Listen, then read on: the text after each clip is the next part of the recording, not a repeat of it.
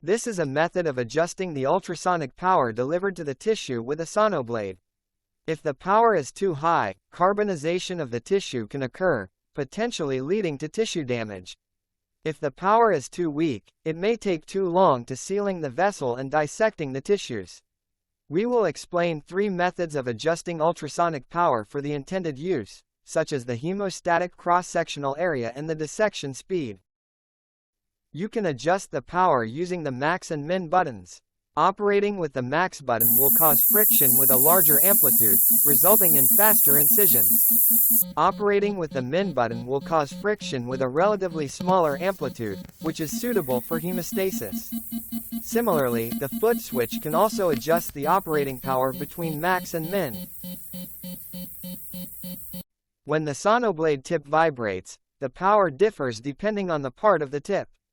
Maximum power occurs at the distal part, and relatively weaker power occurs at the proximal part, closer to the transducer. For the tissue larger than the sonoblade tip, the tissue held by the distal part can be dissected first. In such cases, by moving the jaws, re-grabbing the tissue originally held by the proximal part with the distal tip, you can proceed the dissection while minimizing tissue carbonization. The third method of adjusting power involves varying the force applied to the jaw, in other words, the grip on the handle. This will change the hemostatic cross-sectional area and the incision speed.